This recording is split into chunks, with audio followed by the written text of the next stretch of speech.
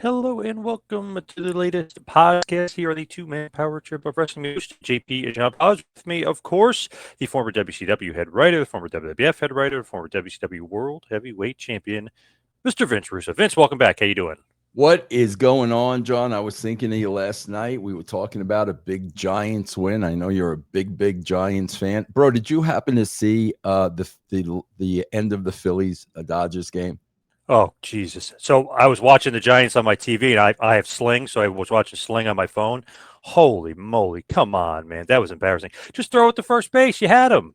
Bro, I can't imagine being a Phillies fan. Oh my, I could not believe it. When I saw him throw to the plate, like I could not believe what I was seeing. Horrible. I'm a Yankees fan, but I love the Phillies because I love Schwarber. I love rooting for him. And I actually used to work for an affiliate of the Phillies years ago. And Cole Hamels, when he was coming up, remember how awesome he was? Oh, yeah. I saw him coming up. So I'm like, oh, I love this kid. And then I watched him all the way through. So I was like, oh, Schwarber maybe starting to get hot here. It's like their bullpen seems good. And then this guy throws away the game. You're like, holy crap. Horrible. He had to think. He had to think. Like, I haven't heard any comments from him or anything yet. Bro, he had to think there was only one out. I was thinking that too. Did he think he was trying to get a double play or something? What was he doing there? Why the hell was he throwing home? I mean, that if there's only one out, that's just get the force. Just get the force. He's got no choice. That's the only thing I could possibly think of that he thought there was one out. That's one of the things when you're a pitcher, you got to think 2 steps ahead. Like if he grabs to me and throwing to first, like how many outs? Like horrible. It's just embarrassing. And he had a good year too, Corcoran. He was good all year. He did. Oh my God, bro! Freaking Dodgers too, man. What crazy. Speaking of something that's very upsetting here, Vince, this is your last ever WCW pay-per-view. We're talking about Fall Brawl 2000, last ever WCW Russo pay-per-view. You have not upsetting to me, bro. I was probably celebrating when it ended. Are you kidding me, man? Not crazy to me.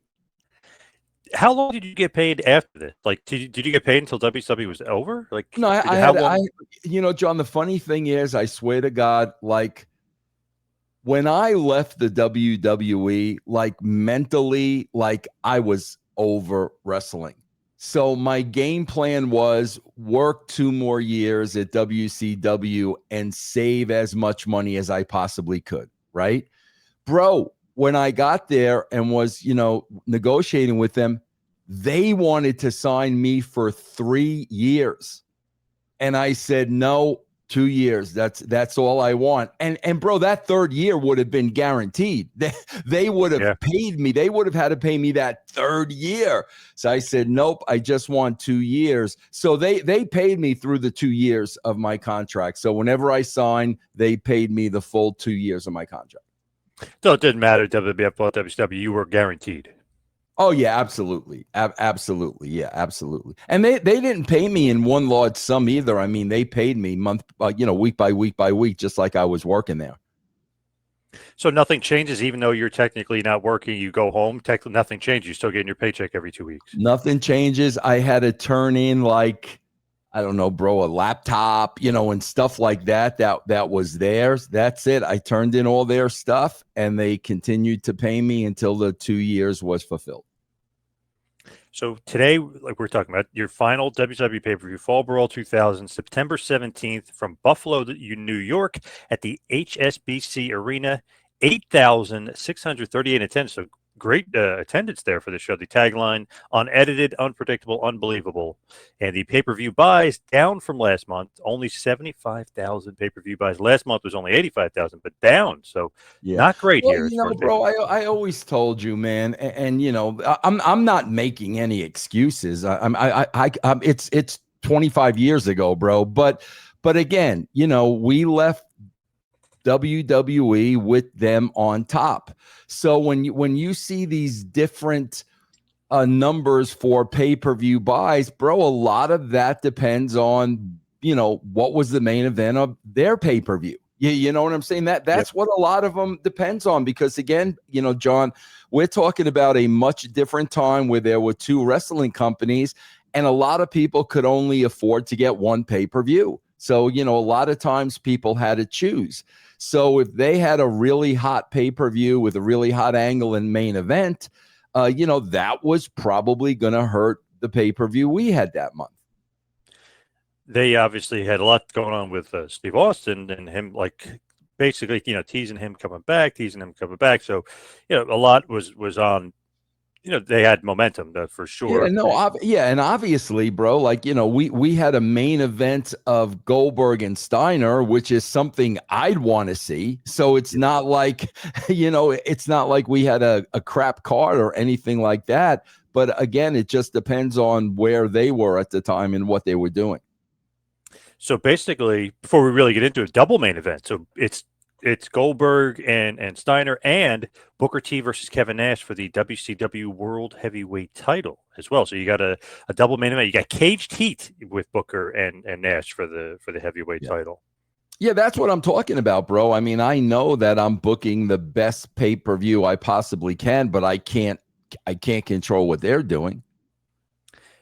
Here's the thing that I was very confused on, and obviously I watched WCW then I was watching. So Booker T wins the title at Bash of the Beach. He beats Jeff Jarrett. He's going to be the champion. You think he's going to get this long run. He beats Jeff Jarrett again in New Blood Rising. You think he's going to get a long run. No, he loses the title to Kevin Nash on Nitro on 8/28. So his title run is pretty damn short, basically 40 days, whatever it is. I mean, it's a short title run for his first title run in WCW. Jeff Jarrett, of course, is the referee, cheats and helps Nash win the title. Why do title change? John, hold on. You broke up a little bit. Who's the referee? Jeff Jarrett was the referee. Okay. Go ahead. All right. So Jarrett helps Kevin Nash win the title from Booker T on Nitro on 8/28. Why a title change? Why not give Booker T a long run? John, this comes up so much with you and I. Brother, I'm writing a television show. It's not about long title runs. I'm writing a television show. So again, if we look at the context of everything that happened, Booker takes the belt from Jarrett. Jarrett falls short in the rematch. Jarrett is still pissed off and still wants to screw Booker any way he can and succeeds in that match. I'm not looking at how long somebody's holding a title for, bro. I'm looking at television. I'm looking at logic. I'm looking at what would these characters really do if this were real. I mean, that's all the shit I'm looking at. John, I swear to you, bro, I swear to you, no matter what company I worked for, I never kept track of how long somebody held the title. I never knew. I couldn't tell you. I couldn't tell you whether it was 2 months or 6 months or 3 months. That never, ever came into the equation when I was writing. Never, bro. I never took that into consideration. Well, so-and-so only had the belt for so long. Because, again, bro, you know me, and my philosophy always is, if this were real. So if this were real, the belt could literally change hands every month if this were real. And like, bro, come on, you see Ronda Rousey, like with Holly Holmes, and then she loses again on top of that. That was always my philosophy. Long-term title runs, bro, everybody knows it's a freaking work. Everybody knows it's a work. So if somebody's got the belt for 9 months or a year, bro, to me, that means absolutely nothing. It's a work. They didn't win any of those matches, and everybody knows that. But do you think that hurts his momentum, though? Like, people are getting behind him, and all of a sudden he loses. People are like, wait, what, this guy? I don't know if he's, like, up to snuff. He's losing. And, bro, he's not on a roll. He got effed. He got screwed, John. So what you're doing is you're putting more heat on Jeff Jarrett, the heel, and now you're behind Booker even more to get his title back. So here's the bottom line, John, based on what you said. Honestly, bro, anybody can look at it any way they want. And people can look at it just like you said, he's losing momentum. I'm looking at it as more heat on Jarrett, more people behind a Booker T to get the title back from Jarrett. That's what I'm looking at. And bro, the thing with me that is like, I swear to God, bro, in the top 3 of what the frig is wrong with wrestling today. And when I talk about wrestling, bro, I'm talking the WWE. I don't watch AEW. I only watch WWE. In the top 3, bro, one of the biggest problems and issues is Nobody has heat. Nobody has heat. Nobody. You're not rooting for a certain individual to get their ass kicked. Nobody's got heat. I am all about heat, because not only does heat get over the heels, then when the baby faces get their comeuppance, you're getting the baby face over. That does not exist today. Here's a little, maybe a strange question, but not really if people were reading the dirt sheets back then or even online communities. So Nash wins the title from Booker T on this Nitro. And you're saying, obviously, for heat reasons, and you want to build up Booker T as a comeback, and he's going to win it back. He got screwed. But what about this? Everybody was talking about it as far as the internet community at this point. Nash politically got the title because he wanted another run with the title, and he politically got it, and whatever. So any truth? So much bullshit, bro. 1,000% bullshit. 1,000. Kevin did not campaign at all. 0, 0, 0, 0. Absolute bullshit. Because it would be apropos. He wins the title again, and he's the main event of the next pay-per-view. But you're saying no, that's not true. Absolutely not, bro. Bro? For people who say that, honestly, bro, people who say that have no idea of who Kevin Nash is, bro. The only one that something like that would have behooved was Hulk Hogan, and that's where Hulk and I kind of butted heads a little bit. Because Hulk got paid per appearance. So Hulk knew if he had that belt, they got to put me on TV every week. So it was important for Hulk to have that belt. Bro, Kevin got paid the same whether he had the belt or not. So Kevin could care less. Kevin was not a wrestling mark. Kevin was not a mark for himself. Kevin was a businessman. So whether Kevin had the belt or not had nothing to do with what Kevin got paid. So that's why I'm saying, bro, if you know Kevin, you know that theory is freaking ridiculous. And I'll get to it all the way at the end of the pay-per-view about why I kind of disagree with the internet on that one, just because of the way Nash, what he does in the main event and how he makes Booker look. But we'll get to that later. But I just always thought that was interesting that was like the scuttlebutt online. Like, he made himself champion again, beating Goldberg, and then he made himself champion again. He talked Russo into it here, bro. That is why would Kevin do that? He would. That's like people saying, bro. That's the equivalent of people still say, I put the belt on myself because I was a mark. Like I literally had dreams of becoming the WCW champion when I was a 5-year-old. Like they literally say that, which makes no sense. Just like it makes absolutely no sense that Kevin would politic for what? I mean, John, you know Kevin. He's all about money. Yeah, and he's making the same money whether he's champion or not. It meant nothing. So here, it's another interesting thing, too, and we won't get into this here because I feel like this would be an entire other episode. But after Nash wins the title, you guys have WCW War Games 2000, and you kind of call it Russo's Revenge. You got Team Booker, Team Russo. Nash ends up regaining, the heavyweight championship, winning this War Games match. That's another thing. It's like, wow, Russo really wanted ratings, so he's doing title changes. He's doing War Games. That's the name of the game, though, right? I mean, obviously, you need ratings. Well, yeah, but I'm not thinking, John. I swear to you, I'm not thinking ratings. I am not thinking ratings. I'm thinking good television. That's what I'm thinking, and I'm thinking I always want every single show to be must-see TV. That was always my mindset. So it wasn't ratings. It was just write the best show you can possibly write.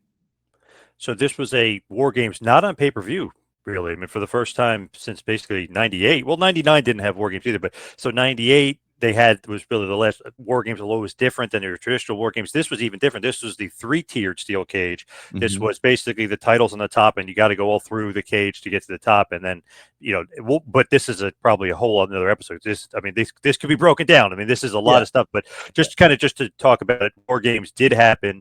and it was completely different. It was a little chaotic. There was a lot of guys in it. It was completely different than the way it used to be set up, where it's 5-on-5 or 4-on-4, one team versus one team. It was kind of a all-encompassing thing. You had a team, Booker had a team, but still it was going for the title, and it was the 3 cages. You had the triple tier cage. So with that, like War Games, the ratings were actually up. And WWS was down for that week. So not that you were that close, but closer than normal. I think people were interested in War Games, although it was a little chaotic. It was a little crazy, the match itself. I'm sure it was. God, bro, the only thing I remember about that is I remember there's like a picture of me and Kevin in the cage, and I think I'm wearing the Giants outfit. Like, that's the only thing I remember. I swear to God, bro, you said Kevin went over. I wouldn't have even remember who went over. Right. Yeah, he retained the title there, which obviously leads into Fall Brawl. But I wanted to bring that up, but that definitely will be a separate episode. And then even when you talked about you and the title, I feel like that's a separate episode to itself, because you beat Booker T in the cage match and you become champion as well, which people would say hurt Booker T as well, that he's losing again. But you're saying it's all wrapped around him. That hurt Booker so much that 26 years later he still has a job in professional wrestling. That really really killed Booker's career, man. Really killed it. You know what was good about all the title changes just for Booker? Then he could do the five-time WCW World Heavyweight Champion. That's great, bro. That's awesome. That's really. I never looked at it that way, but God, how much money did he make off that phrase? Yeah. Yep. Yeah. So in this, right, months ago with the new blood, Jarrett has multiple title runs here for Booker T. It's all just a part of the story. You're saying it's not didn't hurt Jarrett's momentum, and it's not going to hurt Booker's momentum. You don't think? Yeah, no, bro, what's going to hurt their momentum is when they're not on TV every week, when they're not figured in every week, when they're in a program that means absolutely nothing. That's the stuff that's going to hurt their momentum, not them losing a title. All right. Let's go in a completely different direction. Christopher Daniels is introduced. He's back here in wrestling, but he's signed to WCW. He's actually going to be. I swear to God, for as much as this freaking dude criticizes me, Christopher Daniels, and then I'm constantly reminded of all the things I did for this guy. Seriously, and I forgot all about this, whatever you are about to say. So, Chris, the next time you freaking bury me, add this to the list of all the freaking things that I did for you, bro, before you bury me again in an interview. All right, go ahead, John. Yeah, why is he burying you? WWF, WCW, TNA, helping this guy out. What's going on? He did an interview with Chris Van Vliet where he basically said it was my fault he never got over. It's the old, well, I went out there and did everything he told me to do, and it didn't work. Whose fault is it? That's your typical effing wrestler that think they're a main event. They're not a freaking main event, and you try to do everything you possibly can with them, but they're going to fall someplace in the middle. That is on them, because the TV time he was given and the chances he was given and the angles he was given, he had more than enough time to get himself over. Here's a perfect example. Bro, look what they did to Chelsea Green in the freaking WWE. Look at what they did to her. They freaking put that U.S. title on her, okay? You know Chelsea's going to get that title over like $1 million, okay? They take it off of her for what I believe were political reasons, put it on Zelina Vega. Like, I don't even know where Zelina Vega is now. And even without the title, every time Chelsea is on TV, she steals the show. Every single time. That's on the freaking talent. John, that goes back to when the ringmaster kept saying to me, Vince, You gotta sneak me in there. You gotta write something for me. I gotta show Vince what I could do. And then I wrote that segment where I put him on color. And he was on color, bro, for 5 minutes. And that 5 minutes made Steve Austin a millionaire over and over and over again. So it's always the guys who never got over. It's always on the writer. It's always on the writer that I didn't get over. Bullshit, bro. You didn't get over because you weren't a main eventer. You were never going to be a main eventer. In the words of the great Dutch Mantel, you were a good little hand. That's what you were, bro. You were not a main eventer. So we're going back to the Great American Bash. The night after that on Nitro in a backstage segment, Daniels was reintroduced as like this Vampiro higher power. So it's almost like you're redoing the higher power. So what did you envision with like kind of basically like a recycled higher power storyline with the same guy, Christopher Daniels, and why was it dropped so abruptly? Do you remember what happened here? God, I swear to you, John, if you would have told me Christopher Daniels was on WCW when I was there, I wouldn't have believed you. I do not remember anything about that at all. That's why I said, thanks for reminding me that he was given another opportunity. Bro, he was given 3 huge opportunities from me. 3. Number 1, the WWE and the higher power. And Vince McMahon looked at him and said, are you freaking kidding me, Vince? Like that, he's the higher power? Okay, number 1. Number 2, bro, I wrote him in an angle. No. So number 2 would be this. Okay, now I'm at WCW. I bring him in. Number 3, I wrote him in an angle with Sting at TNA, and everybody told me I was effing nuts. Sting would never say that because you know Sting, but even he was like, what are you freaking doing? And I put him in an angle with freaking Sting, and he could not hold his own. So, bro, I swear I don't remember anything about this. Nothing. Okay, so it was basically dropped pretty abruptly, and you move on, and obviously Vampiro and Muta start doing this Dark Carnival stuff. Then ICP comes in, so you do move on from it and kind of move on from the Dean as well. So it gets dropped, but you don't even remember having Daniels in WCW. I don't even. I swear to God, John. That's why when you told me, I'm like, holy shit! I gave the guy another freaking opportunity. Like I don't remember that at all. At all. So Nash is the world champion coming into this pay-per-view. Booker T is getting a rematch. Jeff Jarrett's in the title scene. Anybody else that you wanted in the title scene that you could think of besides, remember we were talking about Tank Abbott a while ago, how he was going to be. Anybody else that you wanted in like the main event mix or the title scene as far as John, I tell you this all the time. When I'm writing a show, it all happens organically.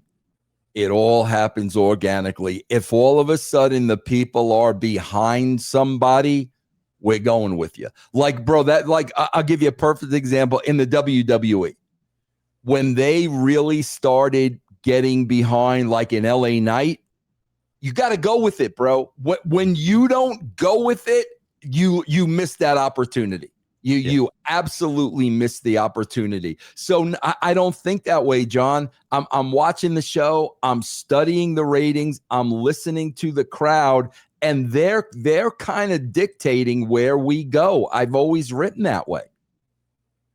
So as far as the pay-per-view is concerned, let's start off the commentators, Schiavone, Hudson, and Madden. The unique intro video, they got toys mixed into live action. I know some people online and other people didn't like it, but I kind of liked it. I kind of liked it. It's kind of weird, but I don't know. Different. That was a big Eric thing. Eric knew that guy, and Eric wanted to do that. Like, and I'm not crapping on it because I don't remember it, John. So I'm not shitting on it at all. Eric's gone though at this point, though.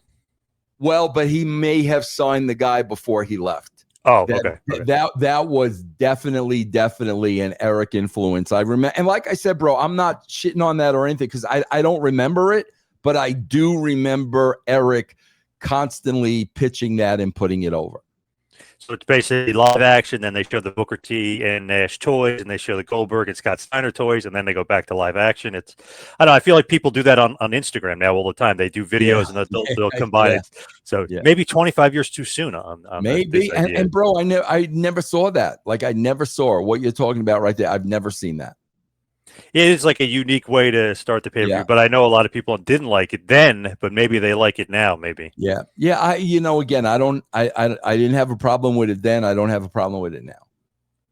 So let's start off. The first match of the evening is a WCW Cruiserweight title match. 𝐒𝐔𝐄𝐒 is your champion. He comes out with Major Guns, who's acting like she does not want to be there. She's acting like she does not like Team Canada. She does not want to be a part of Team Canada. But 𝐒𝐔𝐄𝐒 with Major Guns defeats 𝐶𝐈𝐒 with Paisley to retain the title. The match goes 11 minutes. Pretty good little opener here. I think kind of better maybe than people thought it was going to be. But nice little good opener between 𝐒𝐒 and 𝐶𝐈𝐒. So. When you said those two guys, I was thinking this was probably a pretty good match. Bro, freaking 𝐒𝐿𝐿𝐝 was so good. So ahead of his time. That spot on the cage at TNA. Like, come on. Yep. That dude was so ahead of his time and a great, very appreciative human being, bro. I loved working with 𝐿𝐿𝐝 here. I love working with him at TNA. Great dude, man. Great athlete. I love the Deion Sanders primetime gimmick as well for 𝐿𝐿𝐝. Yeah. What do you think about 𝐶𝐈𝐒 and that gimmick and obviously him? Same thing. Well, you got to remember, bro, that was like that SNL ripoff of what was that character's name on SNL? Mango. Yeah, that was a ripoff of Mango, and I thought he did a freaking great job. And he was a great dude, man, bro. Alan Funk was a great dude, and then he got messed up bad with that knee to the face, whatever it is that he took. But I loved both of these guys, man. I enjoyed working with both. See, that's what I'm talking about, bro. That's why I'm not a big fan of Chris Daniels. Because you have guys that are very appreciative of you and thank you and know you're giving them an opportunity. And then you got another guy that never gets over and it's all your fault. That's the difference. Do you think Daniels could also be trying to get over with that fan base because they don't like you and he's got to kind of keep that going? Oh, no doubt, bro. There's so many people that fit into that category. No doubt about it. So the next match up, we have the Misfits in action: Corporal Cajun, Lieutenant Loco, and Sergeant AWOL, which is of course Lash LaRue, Chavo Guerrero, and The Wall, defeating 3 Count Shannon Moore, Evan Courageous, and Shane Helms in a 6-man tag. The match goes about 10 minutes, 30 seconds. Another good match here. I thought it was a nice little, I don't know, 1-2 punch. Maybe it's not the star power necessarily, but two good matches here. You're talking about good wrestlers, bro. You know, you're talking about guys that know how to work and guys that know how to wrestle. So yeah, like, bro, I as soon as you throw the names out at me, like, I'll know if whether this was a good match or not. And when you're throwing those names out at me, I'm like, these guys went out there and had a good match. Any plans for 3 Count? Just like split them up or do something bigger with them? Like, what were you thinking with 3 Count? Bro, there's no plans. John, you got to understand, bro. I keep telling you over and over and over again, there's no plans. There's no plans. This is all organic. I'm just going from week to week to week with a very logical storyline, staying true to the characters, man. I still work that way to this day. But because, you know, bro, what'll happen, bro, I swear to God, John, I will have plans for nobody, and then I'll write them in a show, and they'll do something or say something, and I'll be like, holy shit, like, that's it. Like, I can't tell you how many times that happened where I write them in, and then this is again, this goes back to Daniels. I'll write them in, and they'll do something to get my attention. Bro, I'll give you another perfect example in the WWE. I remember when Brian James was the roadie. Remember when he was the roadie, bro, and he didn't even speak. But the nuances, the way he acted, always keeping people away from Jeff, making sure Jeff didn't trip over any of the Ys, and he was, always going around like this. You notice shit like that, bro, and you're so entertained by it, and that's when you realize we got to do more with so and so. But do you know where you're going? So, you know what I mean? Absolutely not. No. Eric Bischoff would say you need to have an end game. Like you need to know where you're have going. An end game, bro. Yeah. So before you get to the end game, somebody can get hurt, and then you totally got to switch to a different story. Absolutely. So next up, we have the Harris brothers, Ron and Don Harris, defeating Chronic, Brian Adams and Brian Clark, in a first blood chain match. A little bit that was probably stiff as shit, was it? a bit, yeah, a bit. 6 minutes, 30 seconds. And there's some blood, obviously, because it's the first blood match. But the Harris boys get the win here. What do you think, though? You're just putting, bulk on bulk, as the fans say, they meat on meat, if you will, and just throw them out there. Like 𝐷𝐿𝐒 Big E said once, put your meat on my meat. Yeah. Oh my God, bro, that's the thing, man. God, when you tell the size of those four guys to wrestlers you see today, like what a freaking joke, bro. Yeah, those guys were freaking monsters, bro. There had to be some kind of creative finish, though. What I'm curious, how did they draw blood? So it's a chain match. So they're literally using the chain to basically draw the blood. Really, though, Ron and Don should have lost. The ref missed it, and then, of course, some chicanery. Yeah. Then they see one of Chronic bleeding. But, I mean, but there's a decent amount of blood in this match. Yeah, no, that's God. I see again, bro. You'll say certain matches that I will want to go back and watch. I would really this one. Yeah, really. Oh my God. It was okay. Yeah. 6 minutes 30 seconds. It's okay, but it's. Just to see, bro, because it's probably going to get kind of stiff with those four guys, because that's how they like to work. So it would be fun to watch that. First blood chain match. Too many gimmicks there, or no? Or are you being Bill Watts here? You're going crazy with the gimmicks. What does too many gimmicks mean? Like a first blood match, it's usually a first blood match, but then there's a chain thrown in too. Right. So there's two gimmicks in one What match. Does that mean? I'm not going to buy the pay-per-view because it's a gimmick on top of a gimmick? Like what exactly does that mean? How I don't know. Sometimes it's too much. That hurt me? How does that hurt me, bro? I don't know. Sometimes it's too much. But hey, Watts used to do. Remember, he did like the cage with the tuxedo and the blood and the gloves. I mean, yeah. You know what I'm going to say too? Sometimes it's too much. Listen, John, I'm going to tell you what I tell my wife all the time. I am a big thrifter, okay? And I collect a lot of things. You see this room, okay? You see my bulldogs, my bobbleheads. You see and every time I go to a thrift store and I go to buy something, my wife will always say, "You don't have room." And you know what I will always say, John? There's always room. So when you say to me a gimmick on top of a gimmick, you can't have enough gimmicks, John. You can never have enough gimmicks. All right. Fair enough, I guess. Yeah. Kevin Nash, Jeff Jarrett, and Scott Steiner walk in the building backstage, and they deny a little kid an autograph. So you just get to see basically 30 seconds of each one's personality. Nash wants the money. Jarrett tells him to get lost. Steiner gets intense. So that's pretty good that Nash wants the money. That's pretty fun. I love that the kid is kind of like a bad actor, if you will. I guess I don't know who the kid is, but he must be somebody's son or something. But he actually like kind of smiles, and Madden's like, "What the hell? The kid's smiling? Didn't get an autograph?" And then Hudson's like, "Well, he's probably in shock." And I was like, "Yeah, They're covering the kid smiling." Yes. Because he just to be honest, maybe they just told him to ask for an autograph and not act and just see his natural reaction. Yeah. Because that's what it looked like. And he was like kind of shocked because Nash was like, "Yeah, you don't have enough money, kid," or something. The kid was like, "What?" But it made a weird like smiley face. Yeah, that's interesting. Pamela Paulshock is in the back. She interviews General Rection and Hacksaw Jim Duggan, who is General Rection's mentor in the business, which kind of teasing something there. Maybe a swerve, bro. Right? Is that a shoot? There. Is that a shoot? I don't think so, but okay. That's what General Rection said. Oh, okay. Yeah, because I didn't know about that. That's why I'm asking. It's believable, but I honestly I don't think so. Yeah. So then we have Lance Storm, the guess you could say Canadian heavyweight champion, but technically U.S. heavyweight champion with Major Gunn. So again, not happy that she's out there. She's just not happy to be in Team Canada. So Lance Storm will defeat General Rection and retain his WCW United States Championship match, despite Jim Duggan being the special guest enforcer. Match goes about 7 minutes. Now, what happens here is General Rection has the match won. The referee is distracted by Major Guns. Duggan turns heel, hits General Rection. The crowd is shocked. Shivani is heartbroken.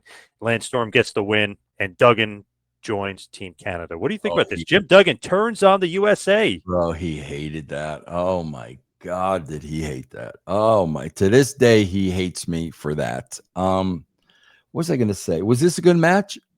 Yes. Yeah. Storm and Storm's good, but him and Rection was a good chemistry. Yeah, no, he's good too. You know, DeMott. Yeah, really good. Yeah, DeMott was one of my favorite guys, man, because he was just a blue collar guy that just went out there and worked his freaking ass off. But yeah, freaking Hacksaw hated me for this, bro. John, you know what the problem is, and this is one of the challenges as a head writer. Okay, and bro, this came up so many freaking times. Okay. So I go over to WCW. Goldberg, bro, what was Goldberg's streak? 173-0. Okay. Goldberg wins 173 matches in a row. Okay. Now I go over to WCW. Bro, you're not going to top that as a babyface. You're not. What are you going to do to top 173 wins in a row? You're not going to top that. So what you have to do, bro, is, okay, bro, now it's time to turn heel. You know, the same with Hogan and Eric.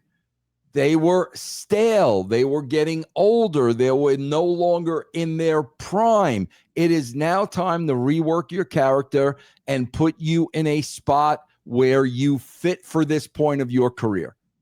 Same exact thing with Hacksaw Jim Duggan. Bro, I'm a huge fan of the guys. You've been with the thumb and the 2x4, bro, for 20, 25 years. If I'm going to work you on the show, and I want to work you on the show out of respect, you are a star. I know you're a star.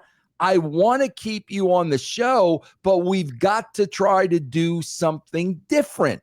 And then when you do something different with these guys to put them on the show, they've got heat with you because they're not doing the same thing they did for 25 years. And bro, you were doing the same thing you did for 25 years and nobody cared anymore. I'm trying to recreate you so they care about you again.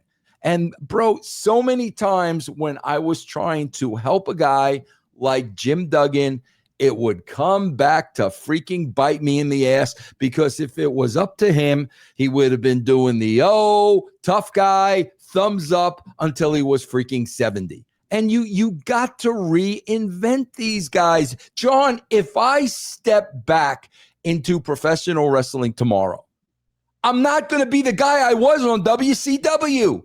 I am not. That was 25 years ago. Bro, here's another perfect WWE example. We don't see freaking AJ Lee for 10 years. And in 10 years later, she's coming out in the same schoolgirl outfit and skipping my Lou to the ring. There was no evolvement with her in the last 10 years. She didn't evolve as a person at all. Like time just stood still.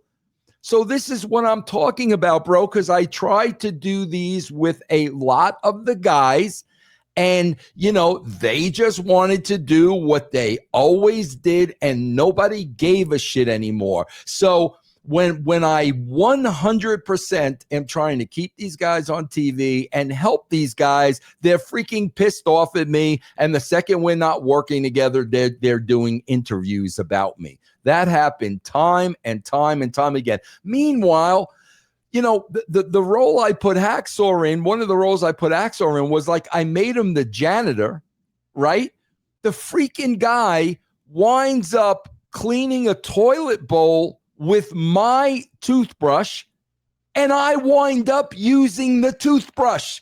You moron. You're getting over on me. Like, do you not understand that? I just brushed my teeth with toilet water. But bro, Elizabeth was the same way. I had so much heat with Elizabeth because I'm like, Elizabeth, it's 1999. It's 2000. Things are changing. You've got to do more than just walk somebody down to the ring. I've got to develop you. I've got to evolve you. A lot of these guys, bro, just never, ever wanted to evolve, and I always wound up paying for it. Yeah, Duggan turns heel, joins Team Canada this night, obviously turns on his protege, if you will. Maybe a shoot, but I think it'll work as far as him being his protege. MIA comes out to try to help General Erection, and Team Canada, wipes them out again. So they're going to leave with a tremendous amount of heat and a Duggan heel turn to boot. Right, which he hated, right. Yep. And Storm is still the United States champion, of course, aka the Canadian heavyweight champion. So Team Canada, everything is looking up. Next is a very funny backstage interview with the Natural Thrillers and Mean Gene.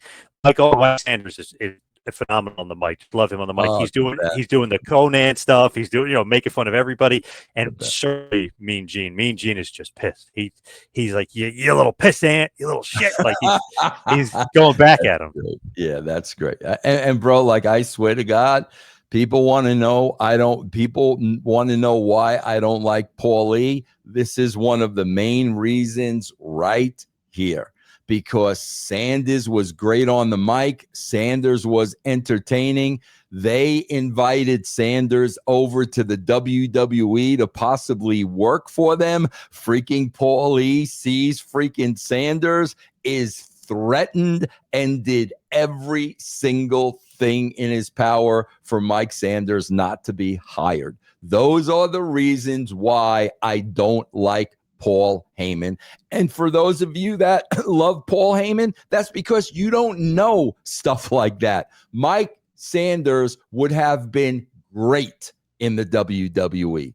Great. And he never got that opportunity. Wow, so Paulie screwed him behind the scenes. 1000%. Ask Mike. Bring Mike on your show and ask Mike. I talked to Mike a couple of years ago. I got to bring him back. Yeah, I would love to. I gotta give Mike a call too, man. I love that dude, and I have not spoken to him in freaking years, man. So next up, we have the Filthy Animals. So it's Disco, DISQO. He's changing a little bit to be, to gets more with the times here. The Filthy Animals. Such a jerk. Rey Mysterio, Juventud Guerrero, Conan, and Tigress, with Big Vito and a mystery man versus the Natural Born Thrillers, Jindrak, O'Hare, Sanders, Palumbo, Stasiak, Reno, and Johnny the Bull. This was an elimination match. The mystery man on the team was Mr. Wonderful Paul Orndorff, who obviously was the trainer of all these guys. Oh, I like that. I like that very much. I like that. Orndorff, and he looking great. Obviously, minus the atrophy from the arm, but he was in awesome shape. Bro, that you talk about a guy that is so sorely missed. I mean, come on, bro. You watch NXT and you see the graduation where Shawn gives everybody a hat and then he gives them a hug. You see all that bullshit.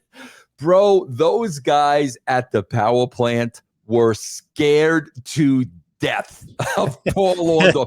Everyone on that team, bro, that you named, bro, it was yes, sir, no, sir.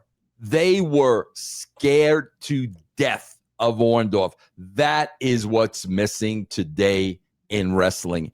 Everything is so mamby-pamby, hugs and kisses, and you're the greatest, and oh my God, do I miss Paul Orndorff? Does the business miss Paul Orndorff, bro? One of the best. Him and Hogan, man. Oof, what an awesome feud that was. And they made a ton of money. 70,000 people. The big event in Toronto. And they thought it was only, we'll draw 10,000. No, how about you and Hogan draw 70,000? Like, he was awesome. That's so because underrated. He was so freaking believable. Just so believable, just great, man. So the bad thing here, though, the match ends abruptly in a no contest, 16 minutes, 30 seconds, because, after Conan reveals Orndorff's the guy and they're going through the match and the Thrillers are scared of him, he comes in, he nails a powerbomb, but he gets a stinger and they have to come out. They have to stop the match because he gets they almost thought he was paralyzed. So they had to stop the match. Wow. Who gave it to him? Do you know? No, he actually gave the pile driver, but the way he went, you know how hard he used to hit the pile driver. The way he went Oh, down, he wow. actually gave himself like a shock, Holy and he couldn't move. shit. I don't remember that at all. Holy crap. So like how the match just ended? Nobody went over?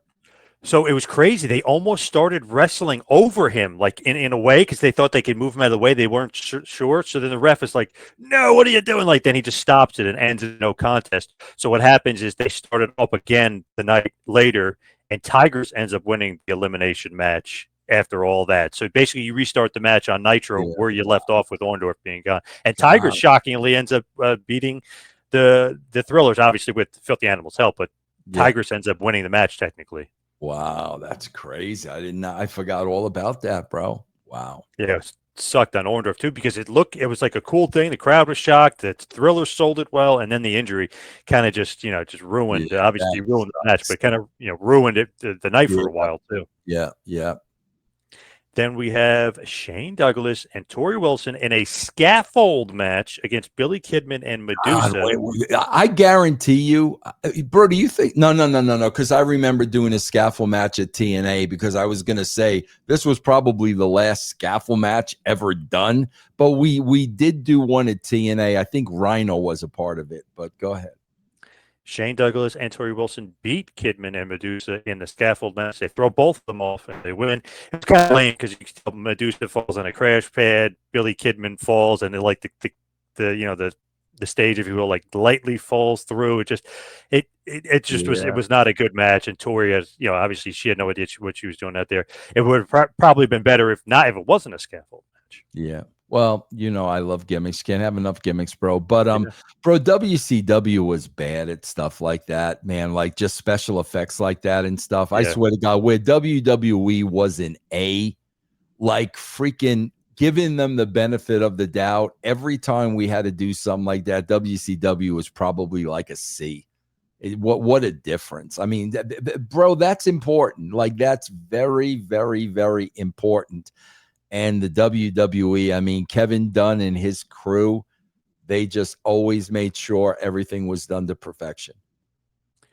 So Shane Douglas in the Pittsburgh Plunge scaffold match gets the win. He is from Pittsburgh, so he gets the win there. Then we have Mean Gene Okerlund. He's in the back with Sting, having an interview talking about Great Muta, talking about Vampiro, and talking about having a title shot the next night on WCW Nitro against the winner of Nash versus Booker T. So throwing Sting back in the title mix here. Well, and what I'm really doing here, bro, which again, they don't do anymore, I'm trying to promote Nitro for the following night. I mean, they never do stuff like that anymore. And stuff like that is so freaking important, bro, While Sting is talking, though, Jeff Jarrett attacks him, and he says he wants the WCW World Title shot. So Sting is going into his three-way match against Muta and Vampiro, obviously a little injured here from the Jarrett attack. So now you're mixing in Jarrett back with Sting, and obviously Jarrett wants the title because Booker T took it from him.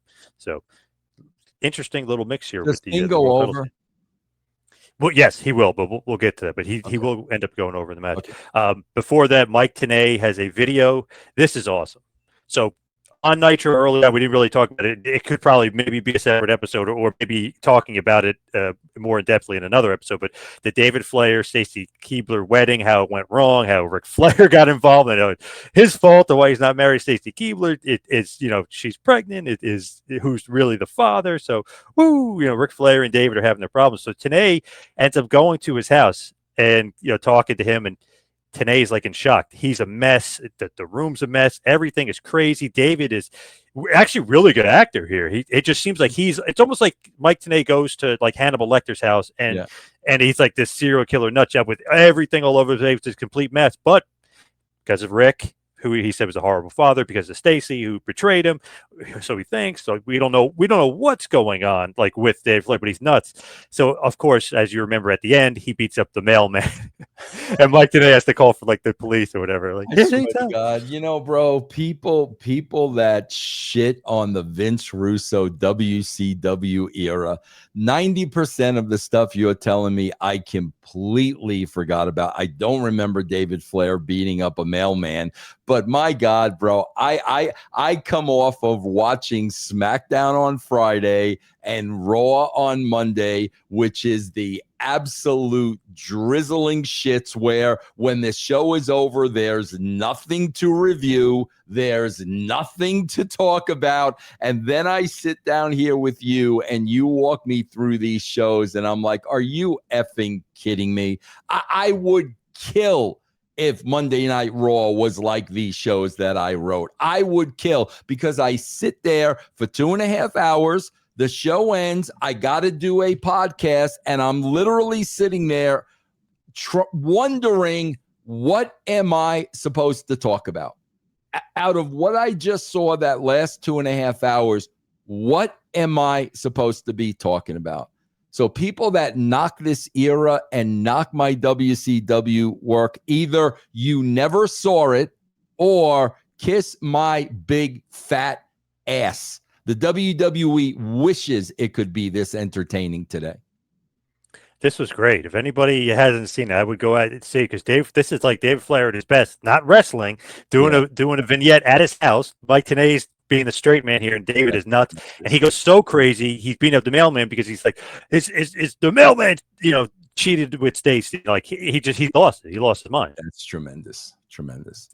Next up, Sting beats Vampiro and Great Muta in a triangle match. ICP, Violent J, and Shaggy Two Dope are out there. They're on commentary. They do an awesome job on commentary. I love their fake old school wrestling voices. And this is Douglas Donovan here, and that was a great takeover. Like, they're awesome. Those guys are the best. Those guys are the best. Well, so how was this match?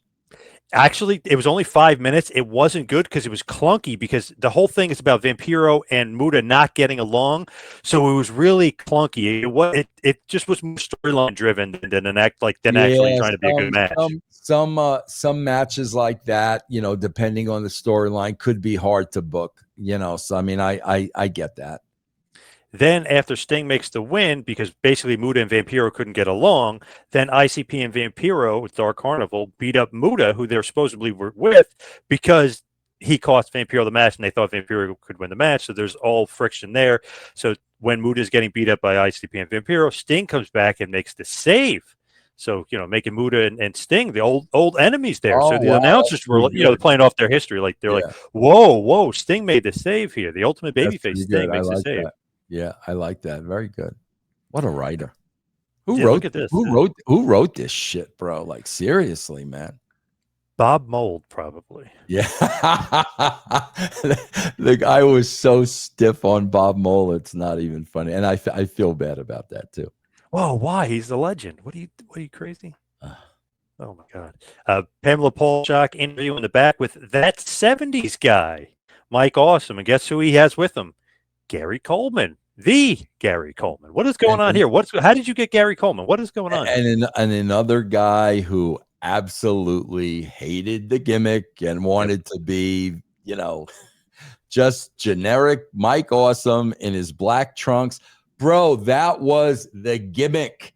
We were going to bring in, 70s, 80s stars constantly to help him win those matches. That was part of the gimmick. Remember, he drove the Partridge Family truck? Yeah. If you let me do my freaking thing instead of fighting me, it's going to work, bro. But when you fight against me, it ain't going to happen. Man, how did you get Gary Coleman? Is that an easy get?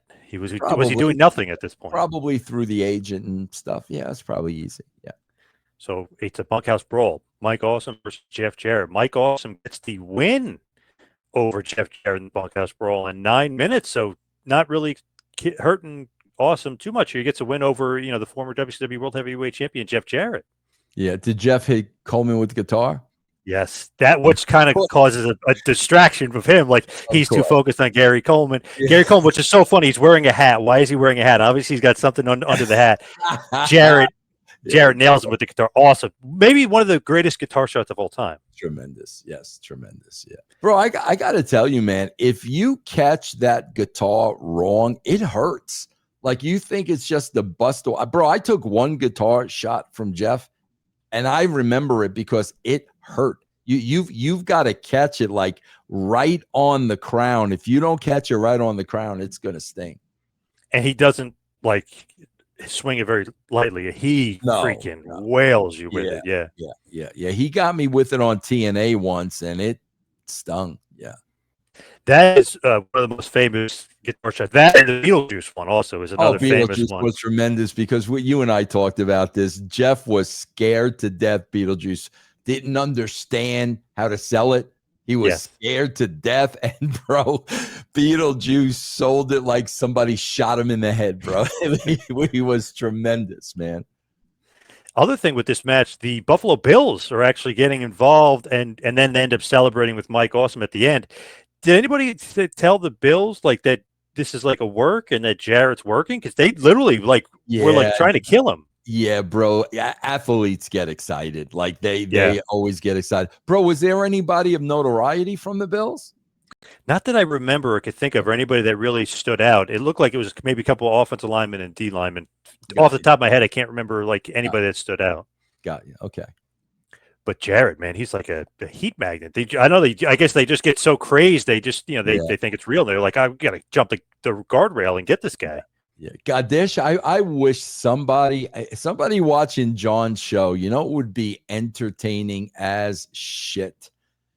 Put together a reel of every non-wrestler that Jarrett hit with the guitar, one right after the other. Put that together. That would be, because I remember, bro, Ben Stiller. I remember Cindy Margolis. I mean, there were so many people. I would love to see a reel of somebody doing that. That'd be awesome. Even like Moolah and Mae Young. That was awesome. Yeah. So then we have a Steiner Goldberg hype video, and Mean Gene is in the back with Scott Steiner, who at this point to me, and people could say I'm crazy, best wrestler in the world, just like complete package. He was so good at this point in 2000. I thought Steiner was the man. Like I was like, oh, screw these guys. Steiner's the man here. And bro, you know the history going into this, right? You know the whole story. Yeah, so Goldberg doesn't want to do business here. Goldberg doesn't want to do business, and he tells me at a TV tape, and I'm like, Bill, what's the problem? And he basically said to me, if this were real, Scott would never beat me. And I said, well, Scott's right over there. You go tell Scott that and see what Scott says. I swear to God, that's what I said. So he was refusing to do the job that Brad Siegel had to fly Goldberg and his agent to Atlanta to tell Bill you're doing the job. Brad Siegel, that's the level it got to, where the head of the network said, you're losing this match. So then, bro, of course, we get to this show, and business as usual, Johnny Ace comes up to me, red in the face. Vince, you better go talk to Bill. You better go talk to Bill. He's not happy. Bro, this is just after a meeting with Brad Siegel. I thought it was over. So I go in the room. It's just me and Bill. There's two chairs there, two folding chairs. I sit in one. He's sitting the other. He pulls his chair right up to mine, and he's literally this close from my face. And he's doing this.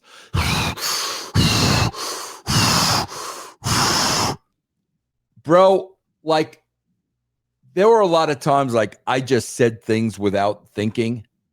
And my first response to him was, I was like, Bill, if you're going to hit me, hit me. You're not going to intimidate me. So if you're going to hit me, just freaking hit me. And bro, as soon as I said that to him, in his mind, he's probably thinking lawsuit, this, that, and the other thing. As soon as I said that, he kind of backed up and deflated. And I'll be honest, I don't even remember how the rest of that conversation went, but I'm assuming he did wind up doing the job, correct? Yes. Now, here's the thing, though, which is crazy. I know we talked about it in the past, though. If it were real, I honestly can't think of maybe more than 3 guys that would beat Scott Steiner, like legit in his prime, in a real shoot fight, like legitimate real shoot fight. Haku, Barbarian, and Rick Steiner. No offense, Goldberg is tough and he's huge and all sorts of stuff. Absolutely. I don't know if in real life if he could beat Scott. I don't think Scott Steiner is an animal. I don't think he could, bro. I honestly don't think he could have.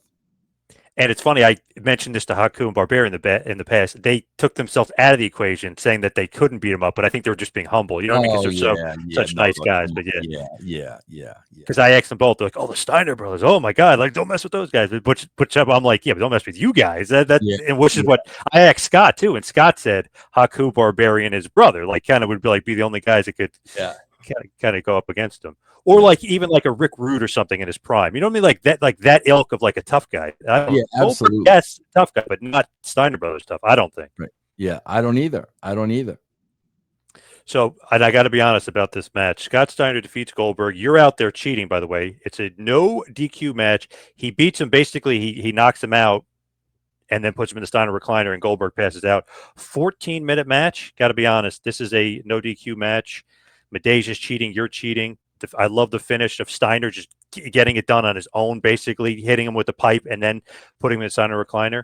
This match is awesome. If anybody has not seen this match, it's awesome. Now that shocks me, bro, because John, when a wrestler doesn't want to do something, it's going to be the shits. So the fact that you're telling me that, I give all the credit in the world to Bill Goldberg. But on the other side of the coin, bro, Goldberg's having these conversations with management, but when he gets in that ring, he ain't going to make Steiner look bad because he knows if he makes Scott look bad, there's going to be a problem. He knows that. So kudos to him, bro. Kudos to him for making Scott look like $1 million.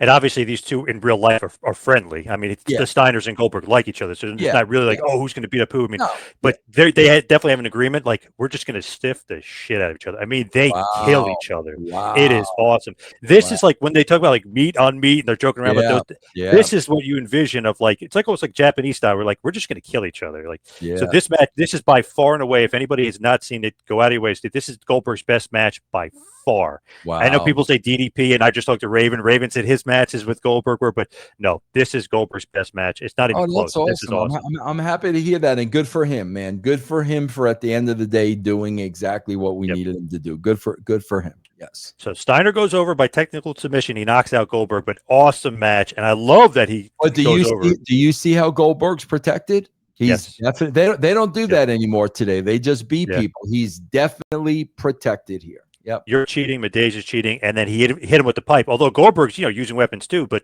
Steiner made sure that he hit him with the pipe and then put him in and knocked him out. So awesome match. And the Bills actually come back out to help Goldberg because ex-football player. So the Bills are not even supposed to, but they come out and they help again. So very nice. There you go. The Bills are really into the wrestling here. So then we have a Halloween Havoc Sting promo where there is a promising that Sting will have a huge change. What in the hell is what is this? They're promising a evolution of Sting, a change for Sting. Just newsflash, spoiler, it doesn't happen, but promising. Was it never X'd? Did Sting never get in? Don't ask me what that was supposed to be because I don't have it. Well, you're gone anyway by Havoc, so yeah. Okay, I don't know then. I don't know. I love it though. They tease that Sting's gonna have this huge change, get everybody interested. It doesn't happen. Yeah, very nice. Very nice. But that's for Havoc. So Booker T, Nash have a hype video. Then Pamela Paulshock interviews Booker T. He says he wants the title back. And we have the main event here. Michael Buffer on the intro. Booker T defeats Kevin Nash in a caged heat, which is the enclosure steel cage match for the WCW World Heavyweight title. Booker T is a new champion in 9 minutes.